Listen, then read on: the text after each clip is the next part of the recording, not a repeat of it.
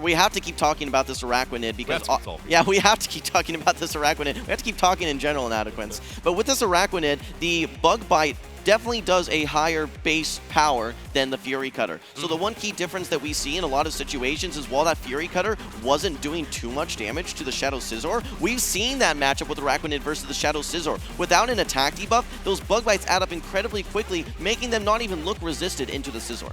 And most of the time, you see the Bullet Punch from Scizor actually a little bit as opposite to your story, actually does deal damage even when resisted. But against Araquanid, it's bulky, especially when you go in for the Bubble Beam drop in the attack of the Scizor. It does even less damage, and I think that is where Araquanid is more difficult to deal with than with the Golisopult. Well, for ItsAXN, you have to be happy that you actually have access to Bubble Beam as well as Water Pulse, because you don't really need Bug Buzz anywhere within these matchups whatsoever. The only place that's going to be hitting super effective outside of that Cradily will be that Greninja. I don't think we're going to see the Greninja, and versus the Cradily, you're getting all that bug damage from Bug Bite itself, and in so many of these situations, you see ItsAXN just going straight for the Bubble Beam, knowing that it takes good matchups into great matchups. If you are a Greninja fan and you're curious why Greninja is just not entering the field every time, it is a fan favorite after all. Yesterday, Greninja was such an important component. In fact, P4TOM4N even called it some sort of a meme Pokemon. However, it's just being so strong. Even though it is very fragile, very attack-weighted, similar to the Scizor, it outputs damage really quick. The problem is that bug-type Pokemon, which deals super effective damage. Perhaps P4TOM4N has to make some bold calls here. Perhaps bring the Greninja this time. Well, we talked about where Greninja can thrive and where it doesn't do so hot. When it's in situations where it's resisting fast attacks, it can do a lot of work, especially with a Night Slash boost. But anytime that it's taking neutral or especially super effective damage, its utility is just minimized so much. I mean, something like a Shadow Annihilate, how many counters to knock that out? 5, 6, 7? It's not a lot. I think 8 might be accurate, perhaps with a Rage Fist boost, as this has a 100% chance, this charge stack, to buff the attack of an Annihilate. We don't see it on these teams, but that's just an indication of how fragile the Greninja can be. I do think it does have some play. It's just two Pokemon that you really have to be careful of, the Dedenne and the Araquanid. Well, I think that what's interesting to note is that P4TOM4N has leaned a lot on that Greninja throughout the tournament, and he now finds himself in unfamiliar territory where he can't really bring the Greninja. He's having to rely on his other 5 Pokemon, which may feel a bit more unfamiliar when he's leaned so heavily on that Greninja throughout day 1 and day 2. Perhaps this is the time for Mandibuzz to shine again. If you are watching here, Mandibuzz is part of a Twitch drop reward. Make sure that you get the same Mandibuzz that P4TOM4N has. And there we see the Mandibuzz from P4TOM4N. He brings it out in game number 1, and there it's lined up into the Shadow Drapion from ItsAXN. And it's Air/Mandibuzz, making this a great matchup for P4TOM4N. We did not see Elam ever bringing the Shadow Drapion. While it's known as a safe Pokemon, and it does have some play into this Mandibuzz, this is a favorable matchup for P4TOM4N. With Air/as flying type damage output, this is a slightly better matchup for the Mandibuzz. It really outshines in bulk here. We see P4TOM4N charging up so much energy, but it does make it easier for ItsAXN to potentially catch an attack. However, I think this won't happen simply because ItsAXN is likely happy to see it here instead of the Araquanid. But here we see the Cradily. We see that same strategy again, but this Drapion is pretty much loaded, and I think that Cradily might go down to 2 crunches here. Well, this is awkward for ItsAXN. You can't just bring in this Araquanid knowing that you're going to get outpaced to the first charge attack. You can't get your Bubble Beam off until you've taken a Rock Tomb, and you don't want to take one of those Rock Tombs. You don't force P4TOM4N into a shielding situation like you do when we saw Elam using his Golisopod. But ItsAXN actually able to use this next Protect Shield. He was not quite able to knock out the Cradily on the side of P4TOM4N. He's getting some good value out of this Rock Grass Pokemon. Cradily hanging on barely to 2 charge stacks here. Didn't get a defense drop from that crunch. Now he's up a Protect Shield, but ItsAXN is up a full Pokemon, and this Drapion is likely to go to another charge attack. And here comes the Scizor. We see the crunch being launched. This won't do that 81% damage that we talked about yesterday as the attack's been dropped from a Rock Tomb, but we still see the Protect Shield going up from P4TOM4N. At this point, ItsAXN knows where to align his Pokemon. In comes that Araquanid. We have a lot of energy on the Mandibuzz though. Do we see the switch from P4TOM4N P4TOM4N. There it comes. Air Raid is coming through. This is super effective, but both Pokemon are very bulky, so it's going to do about 35% damage. You know, Lapras does not necessarily want to see that Shadow Scizor, especially when it has energy. So I think that we're going to be seeing the swap right now. P4TOM's not able to do a ton of offensive pressure into this Lapras, while ItsAXN also going to be throwing double resisted Psywaves. Is going to be able to build up to some of these Sparkling Arias. And he doesn't have Ice Beam, so you're hoping to get this into Sparkling Area range or knock it out with a full send Skull Bash. Another foul play is coming through in the meantime. ItsAXN keeping his Protect Shield for the energy of that Scissor. And remember, he also has energy on the Araquanid. Now here's the thing.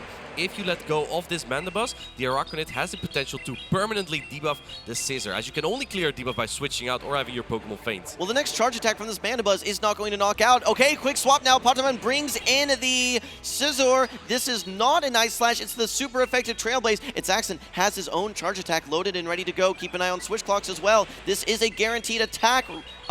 +1 attack for P4TOM's Shadow Scizor. These bullet punches are going to start adding up a little bit faster, but P4TOM has to use his final Protect Shield. Will ItsAXN swap out? Does he get to the Water Pulse? Yes! He gets there right before the Trailblaze from P4TOM. Yes, he had the Night Slash, but no, that would have been enough. He needed the knockout here on that Araquanid, but down goes Scizor. ItsAXN takes game #1. Araquanid looking equally as effective as Elam's Golisopod. It was absolutely a game changer for ItsAXN in game #1. P4TOM still struggling to find an answer to these bugs. And yeah, that Araquanid was there lurking in the back. ItsAXN playing that ABB strategy that we talked about earlier. Leading strong into that Mandibuzz, or well, semi-strong with the Drapion, and then having two Pokemon weaker to it in the back. Probably would have otherwise planned to draw out the Lapras without Parabolic Charge, but with Sparkling Area, and then the Araquanid in the back could clean up. You can see P4TOM is trying to adapt to all these bug types that he's seen here. In game #1, he still brought in this Cradily, trying to maybe bait out that Araquanid, and ItsAXN, he didn't take the bait. He knows that he got outpaced. He saved it in the back to get a line versus that Shadow Scizor, which he did not want to have his Lapras up against. Again, the aggressive play from P4TOM there with switching out into the Scizor there, but ItsAXN had learned. He knows that if he keeps energy, he can strip away his shield quite comfortably and quickly from that Scizor, and then he's in a pretty good spot. Yeah, no, I really enjoyed seeing that game #1, and P4TOM, I think, tried to employ a very similar strategy. Like I said, though, I think Elam might have a slight advantage. Seeing all these plays already from P4TOM, he saw a full 5-game series. Really, almost, it was 6 games that he got to see P4TOM playing, so he was able to build his strategy, maybe take a page from Elam's book as well, as he's currently up 1-0 in this losers finals. But this is how the winners finals basically started as well, when Elam got to 2-0 relatively quickly, and then P4TOM was almost being able to reverse sweep that set. Now P4TOM is down a score again. But like you said earlier, this is where you need to keep your emotions under control and not let the pressure get to you. Yeah, keep in mind what's at stake here. There's so many storylines we talked about. P4TOM, our EUC 2025 champion, he wants to be that back-to-back IC winner. He wants to be the first out-of-region winner. He wants to be the first Pokemon GO trainer to win 2 ICs. For ItsAXN, after a brief period of no regional wins, he most recently won his last tournament at Portland. He's our 2023 World Champion. He's our 2022 NAIC champion. He also wants to defend home territory and be the first double IC winner. We're moving in to game #2. Go ahead, Inadequence. We see the same leads here. The Mandibuzz into the Shadow Drapion, but no Scizor this time to be found from P4TOM. I'm curious to see if he's going to make that aggressive play again very shortly, or this time play for that switch advantage. Looks like the Air Slash were not going through there. Going for the Air Slash now before the first charge attack from this Shadow Drapion. You can see some frustration from these trainers. They're thinking that, okay, the turns are not adding up in the way that I'm expecting them to add up. The one thing I want to mention here, though, this Lapras in the back, keep in mind, has Skull Bash, which is going to make it a lot better into opposing water types, specifically that Azumarill. I think there was a bit of a deficit there. It looks like P4TOM is giving away some Poison Sting there to ItsAXN. The sportsmanship is there, but the Drapion is also a little bit struggling with the Aqua Tail. That's 2 loaded already. Mandibuzz will be able to hang on to them. Yeah, I think they're trying to signal that maybe this is one that they want to replay here. So they are going to exit back out of this match. They're going to try this one again here. I imagine they're probably going to just give it a full reset here and play the same teams, but that is going to be a determination for both of these trainers. It was the same leads that we saw in game number 1, but let's talk about some of the potential for those backline matchups. Lapras and Araquanid were brought again by by ItsAXN, but on the other side, the Azumarill hanging out in the back. Is that an answer to Araquanid? It is not an answer to Araquanid, even though you do resist all the charge attacks from the Araquanid. Once it starts debuffing the Azumarill, it will absolutely annihilate it, because the play rough and the bubble damage just won't deal up that much anymore into the Azumarill. And that makes Araquanid a formidable player in the back there. I would think that if that match played out, P4TOM4N may have tried to bait it out again with either the Azumarill and the Kralie and tried to sweep with the other Pokemon. The thing is that Lapras doesn't have Ice Beam. It has Skull Bash, making it a formidable Azumarill counter. So Azumarill was going to have a hard time in the back regardless. That's right. There's 2 water Pokemon that are going to be resisting its bubbles, resisting its ice beams. Yes, Play Rough is going to be hitting for neutral, but both of those Pokemon easily tank 2 Play Roughs. And let's not forget the utility from that Araquanid. We see Axn time and time again using that bubble beam to make his positive matchups even more positive and come out of matchups with energy to unleash as well. And he trusts in his strategies. That's why he brought that same team again. I'm not sure if we are going to see the same teams here, or perhaps different teams there. This is all information that you can take into that next game. And I'm curious to see if at some point P4TOM4N would prefer to play a little bit more defensive and play for switch advantage rather than swapping the Kralie over and over, and then the switch advantage doesn't really go his way. Martijn, I have a question for you. Tell me.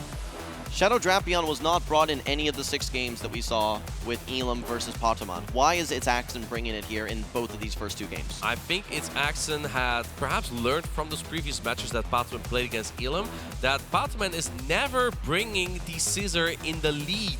And if you can lead the Drapion, it avoids the Scissor, then Drapion might just have a great matchup here, because the only other Pokemon we have to look out for is the Shadow Marowak. The Shadow Marowak was brought in the first 2 games versus Elam, and then it was put on the bench for the remainder. We haven't seen it in, I think, 5 or 6 games now at this point. Has he given up on it? It would make sense that it's less likely to see Shadow Marowak here. And the reason why is because Araquanid is way more of a threat to it than the Golisopod is, because the Rock Slide deal less damage to the Araquanid. Mud Slap damage plus a Rock Slide super effective on Golisopod puts it straight under 20% health. But Araquanid won't go near the red. It probably gets to like 40% health. Plus, it can just debuff your Rock Slide before that with a super effective Bubble Beam. Absolutely. I think in metas where there's a lot of fragile Pokemon, resisted, neutral, super effective, Shadow Kanto Marowak is going to feast. Look at the Shadow Feraligatr matchup, for instance, where it can just Mud Slap all the way through in the 2-shield. These are not fragile Pokemon. Diggersby, Dusclops, Araquanid, Lapras.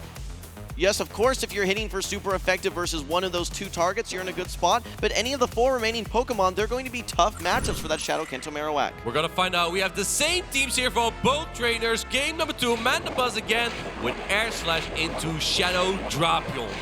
You can see these trainers building up their charge attacks. First to throw is going to be ItsAXN, launching the Aqua Tail into the Mandibuzz. Again, a positive matchup for the Mandibuzz, but last time we saw P4TOM4N swap in the Kralie. And let's see if he will do that again at some point, or just play out this match here. I think you know that if there's an Aquanid in the back, it will definitely be brought into the Kralie and not that Lapras without Ice Beam. Another Aqua Tail is coming through. This Shadow Drapion is just so quick to its charge attacks, but they don't threaten as much. And another Aqua Tail. This Mandibuzz hasn't even thrown 1 charge attack yet. Yeah, you have to throw an awkward timing sometimes when you're against these very spammy Pokemon like this Shadow Drapion, bringing this Mandibuzz dangerously low. Now out of energy, we see P4TOM4N finally launching one of these charge attacks. He should be able to throw on good timing and consecutive charge attack attempts. But will ItsAXN try to swap out, or will P4TOM4N maybe try and save some of this energy?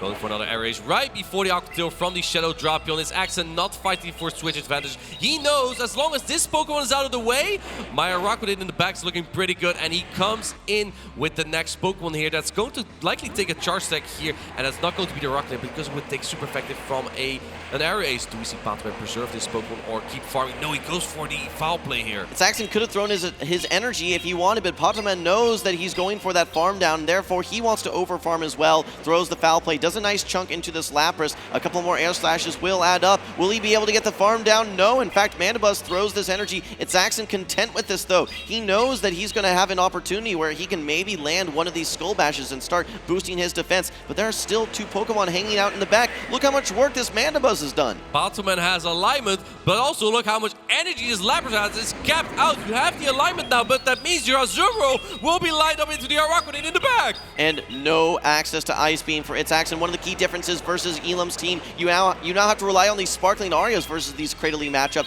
and these are going to be just neutral damage. You're so far ahead in energy, though, that you're still going to get a lot of impact, but we're now in a situation where ItsAXN may actually just get farmed down. I don't know. I think that you kind of have to switch out as ItsAXN at some point, because if you lose this Lapras, your Araquanid in the back will get permanently debuffed by the Rock Tomb that this Cradily has. So naturally, let's see what ItsAXN is going to do. I expect it to switch out at some point. No, we're going to see the energy expand on the Cradily there, because looks like P4TOM4N might fear for another Sparkling Area or a Psywave down. Now the Araquanid is up as shield. Can you get to another Rock Tomb here? In comes the Azumarill. P4TOM4N, I think, knows this is going to be a tough job for Azumarill. This is really tough because ItsAXN can now apply these debuffs. These bubble beams are going to come through and drop the attack. So now these bubbles that are already resisted are going to do even less damage. And these play roughs now, they're going to seem almost meaningless now with this single stage attack debuff. We need to remember P4TOM4N does still have that Cradily. He can swap out the attack debuff. Here's this Protect Shield. This would have done about no damage. ItsAXN shields it. I guess that is the only win you can get out of this matchup at this point for P4TOM4N, but it's looking pretty dire. To keep in mind, there maybe is a sliver of hope if you can clear the debuff at some point for P4TOM4N.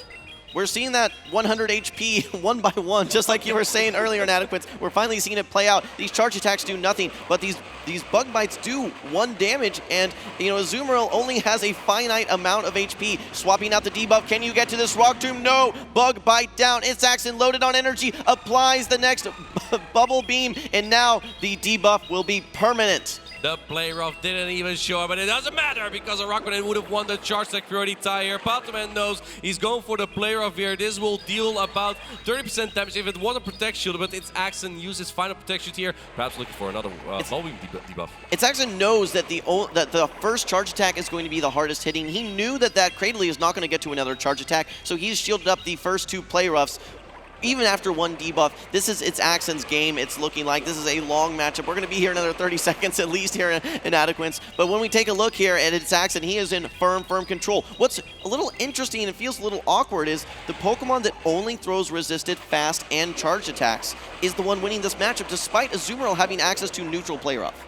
We're not going to be here for much longer, Jim, because I saw the timer come up here in Pokemon GO. I believe a match takes about 4.5 minutes maximum. Shooting up the Bubble Beam, trying to get a timeout win, but that is going to ItsAXN. Perhaps if you had that Cradily here, you could have had the timeout win. Yeah, for those of you that are not here in the venue, the crowd went wild after that timeout. You can see the excitement in the crowd. 2-0 as it stands right now for ItsAXN up against P4TOM4N. This is how the winners finals started out as well. P4TOM4N was able to get a 2 victories consecutively to even up the series in the winners finals. Can he do it again here in losers? So far, the strategy from ItsAXN was impeccable. P4TOM4N could just not pierce through it. He needs a miracle to come back here. He could barely not do it against Elam. Can he do it against ItsAXN, the 2023 World Champion? Inadequates. Tell me.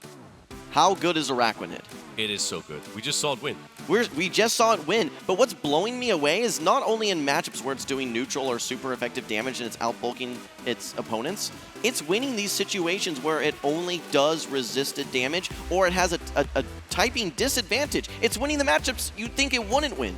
The only thing P4TOM4N has for the Araquanid is that Mandibuzz, and let me tell you, even that matchup, if you hypothetically shield the first 2 aerial A's as the Araquanid, debuff immediately, you can actually make that really close as the Araquanid. Now, let me tell you though, no one ever shields a move from the Mandibuzz, so it's unlikely we're going to see that happen, but just shows how powerful Araquanid is in flipping some of the most impossible matchups. There's one thing that's more demoralizing than the Araquanid into the Azumarill matchup, and that would be the Dedenne into the Mandibuzz. I wonder if ItsAXN ends up bringing this Dedenne, knowing that the Mandibuzz is going to be that singular check to the Araquanid, and if he's able to find that alignment, that could spell disaster for POTOMON. Well, he hasn't needed it so far yet, though, and POTOMON keeps bringing the Cradily, so the Dedenne might not even be as necessary. It's just a Pokemon used for alignment if ItsAXN will be using it so far. The Shadow Drapion and Lapras score has been so solid, and paired with the Araquanid makes for a formidable team of 3. This is the kind of team you could just throw in the Go Battle League, to be honest. Absolutely. I think it's one of those teams where even in blind 3 situations, you just have a lot of flexibility, so I absolutely agree with you. Now, when we look at these teams here again, the Shadow Scizor has been that one Pokemon that we've seen POTOMON rely on time and time again. I don't think he brought it there. Hey, we're moving into game number 3, Inadequates. We're going to be seeing the Cradily lined up versus the Araquanid. And this is not that great of a matchup for the Cradily. We've seen this yesterday. Cradily should win the scenario where both trainers are using no Protect Shields. ItsAXN has usually used a Protect Shield here, and he does it again in the lead. He wants to preserve this, perhaps for the potential Shadow Scizor that he's trying to bait out here. In comes the Drapion. POTOMON not switching out just yet, trying to catch an attack on the Mandibuzz, and Mandibuzz can soak up all this damage here. But you kind of wanted this Mandibuzz for that Araquanid. Well, you've got 2 decent answers to that Araquanid. You do have the Cradily, which, while it does take super effective fast attack damage, you do a good chunk back into the Araquanid, and you can hit for super effective with your Rock Tombs. But just like we were talking about, this Mandibuzz was hanging out in the back, knowing that Araquanid was likely going to be brought by ItsAXN, but smart to bring it in the lead, knowing that he gets to then avoid that Mandibuzz that he thinks is going to be in the back.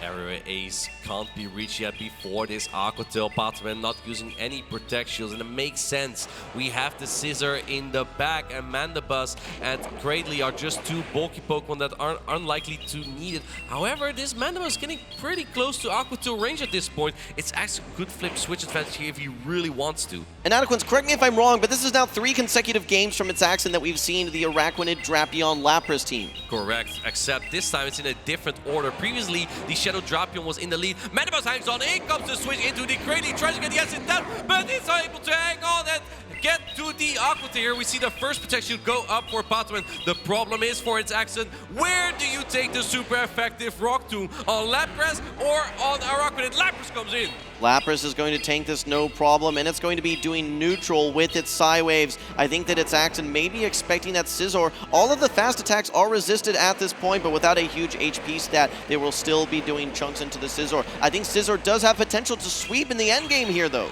We're about to find out. The last protection goes up for ItsAXN. We see a slide on the charge there, but then does decide to hit the bubbles. Now in comes the Araquanid, preserving that energy, and oh, not able to get to the Rock Tomb. That is crucial. A devastating farm down, unable to get to the charge attack. In comes the Scizor. ItsAXN is loaded with energy. He could go for the Bubble Beam. He could go for the Water Pulse. What will POTOMON do? Does he Protect Shield this Bubble Beam? No, he doesn't. That is a great call from POTOMON. But is it going to save the Scizor here? There's still some energy. Oh, and we see this Mandibuzz come in for an Area Ace. This also clears up the debuff. Plus, you have a Night Slash loaded on the Scizor to get rid of it. Oh, I don't know actually if that will knock out. I don't think the Night Slash is enough here. I don't think Night Slash is enough either, and it is available, but he throws the Bullet Punch instead. Here comes the next charge attack. Another decision for POTOMON. Do you let this go? Do you use your Protect Shield? Whoa. He uses the Protect Shield on the Water Pulse. On the very last second, the timer is almost up. Can you get to double Night Slash here? We see the switch, and it doesn't go through. In comes the Night Slash, but I think that this Lapras is not in Night Slash range. You need the attack boost here. There's a 1 in 8 chance. Here we go, Night Slash. We haven't seen a single boost, but we see it this time. Charge attack priority. Can this knock out? This is not super effective, but it's double boosted Night Slash. In comes the Night Slash. Will it knock out? Yes! It does! Shadow Scizor saves POTOMON. It keeps him in the NAIC. The crowd goes wild. This is what POTOMON needed to get back into the series. He needed a miracle, and he pulled that rabbit out of the hat. He got the 1 in 8 boost chance. He had just what he needed, and he was able to execute. What a match we just witnessed. We didn't see this moment at all yesterday, where the Scissor could get to that pivotal moment of the NAIC boost to secure a knockout. And what a moment to get it.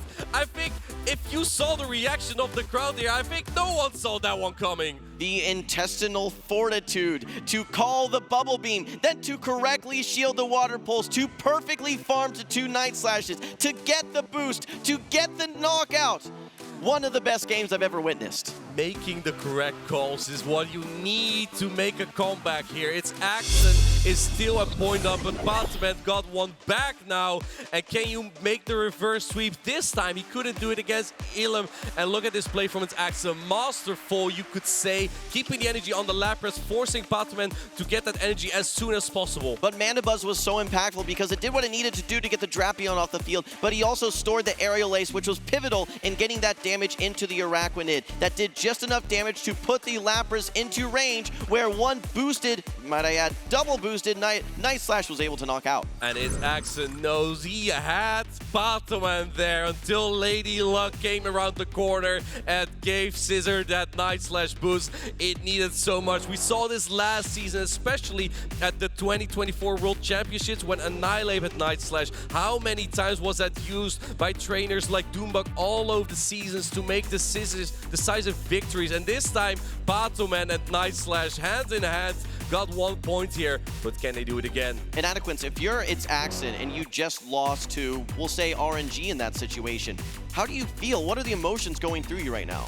I think at this point, ItsAXN probably felt like he normally would have had that game, and probably the same 3 Pokemon worked so well for him. That might just be the strategy that he had prepared going into this matchup. So I would not be surprised if we see those same 3 Pokemon. I would also not be surprised if we see the Dena come out at some point, because that Mandibuzz seemed very strong for P4TOM4N. And it looks like that P4TOM4N has the courage this time to bring it every game. Well, just like you were saying, I think ItsAXN knows 7 out of 8 times I'm going to win that game. I'm going to maintain my confidence. I'm going to run it back because you got a little lucky there. Whoa. Let's not let it happen again. The Greninja makes an appearance. It is met by the Araquanid. You only have Pokemon that are taking super effective damage from these bug bites, but actually ItsAXN swapping into his Drapion.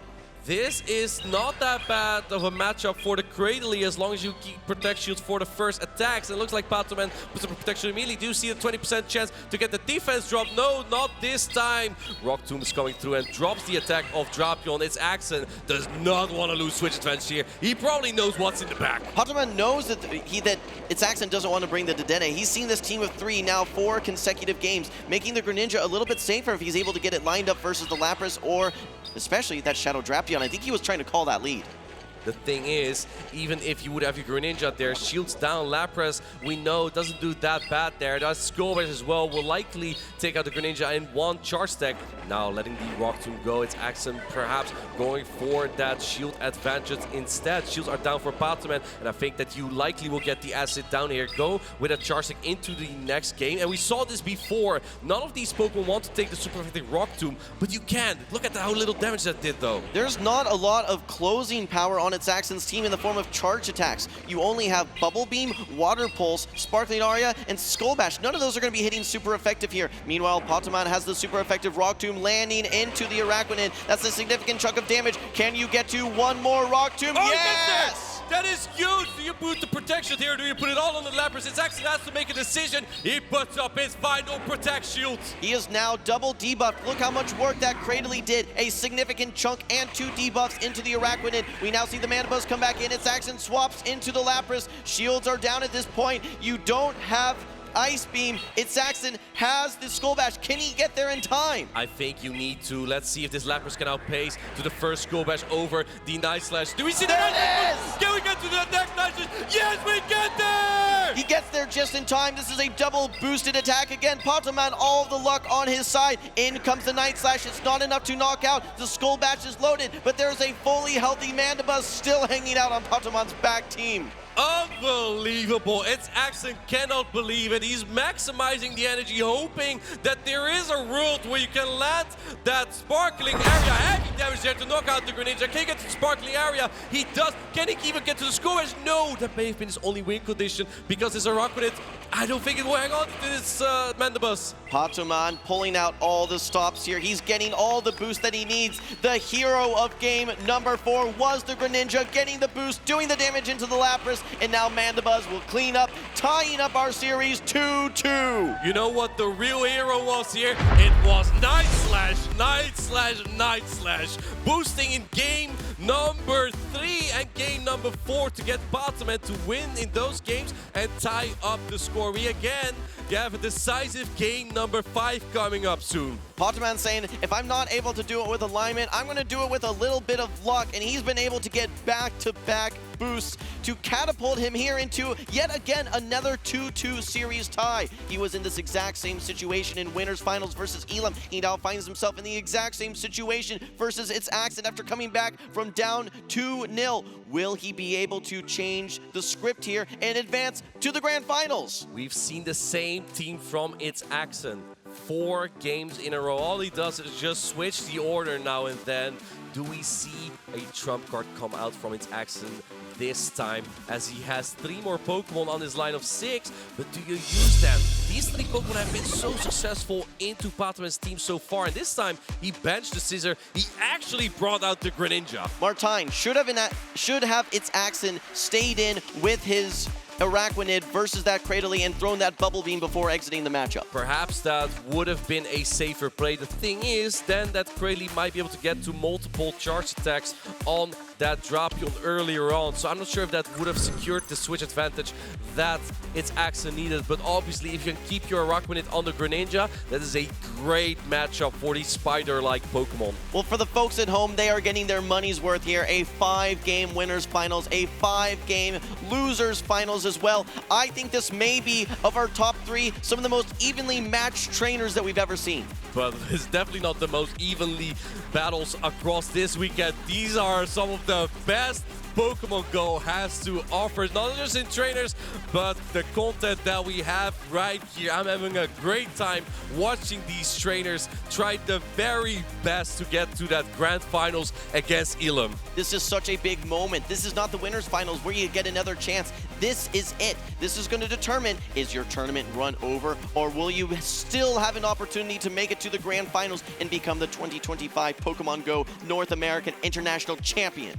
We're about to find out decisive game number 5. We have the Cradily into the Shadow Drapion. This is a decent lead for ItsAXN, but we've seen that Cradily has decent play here. Take a look at what's in the back in Adequance. It's the Greninja again. It's the Greninja again. We see the Araquanid again from ItsAXN too. So we see the shield come up, but it's only an Aqua Tail. That's not the charge tech you were hoping to shield, but I think P4TOM4N is only invested on making sure he gets alignment. Smart recognition by ItsAXN, knowing that P4TOM4N is very motivated to use Protect Shields. He's very motivated to keep Switch because he knows he has that Greninja, which is going to be feast or famine. If it gets aligned versus the Araquanid, the game is over. But if he gets his Mandibuzz aligned versus the Araquanid, he'll be able to feast. Charge stack priority tie. Shadow Drapion has a higher attack. We see no Protect Shield this time. The next crunch will definitely knock out. No defense drop there on the Cradily. Rock Tomb's coming through. It's not going to knock out, but we've seen before that Cradily might be able to get the acid down here. Not before this Drapion will get to at least 1 more charge stack though. Do you need to use this Protect Shield to ensure that you win switch advantage? I think you do. This crunch will get really close to knockout. Oh, we see no Protect Shield. Cradily hangs on. Can it get the acid down here before the poison stick down? I think it will be really close. 1 more poison stick. Oh, it's a simultaneous knockout! It's going to come down to which Pokemon these trainers bring in. This may be the moment that determines who wins and who loses. This is a 50-50. Here we go. P4TOM4N brings in the Greninja. It goes the Araquanid. ItsAXN is having a great alignment here. However, Mandibuzz is still in here. It's having a great match into both of these Pokemon. But right now, Greninja is not happy with this alignment right here. Devastating for P4TOM4N. That Greninja has no play into that Araquanid. He's going to need a lot of luck here and a lot of work from his Mandibuzz. You are doing these neutral air slashes. You're able to fire off charge attacks very quickly and shielding what may have been the Skull Bash. It could have been the Skull Bash, but it's only the sparkling area. P4TOM4N shaking his head. He knows that That's not the attack he would have wanted to shield. And now P4TOM4N is going for the scope as this one has the defense of that Lapras. Shields are down for ItsAXN. He just needs to get rid of this Mandibuzz. He's going to take out almost half of the remaining HP. P4TOM4N knows the longer this matchup gets, there goes the worse that it gets. He's going to swap back into the Greninja. Quick swap from ItsAXN. He's going to be bringing in the Araquanid and just farm. ItsAXN saw this coming. He still has the protection. Doesn't need to use it. Can we see in this game as well the Night Slash boost? And Greninja does it again. And why? How do you do this? 3 boosts in a row. Do you need to shield this as ItsAXN, or do you simply leave it all up to the Lapras? How do you get Night Slash boost? 3 games. Another one. What?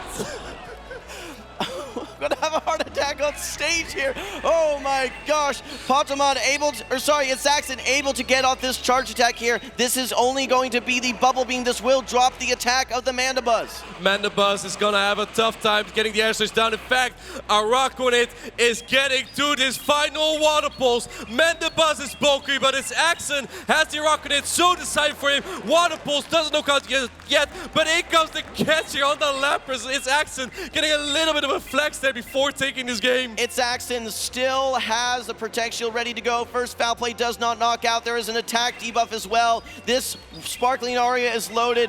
One of the most electric losers finals we have ever seen. ItsAXN takes the win. Game 5, he'll move on to Grand Finals to face off versus Elam. No luck can stop the 2023 World Champion ItsAXN as he's defending the North Americans. No other region is winning the NAIC on his watch, but there's still the dreams alive for ItsAXN. He won the 2022 NAIC. Can he do it again?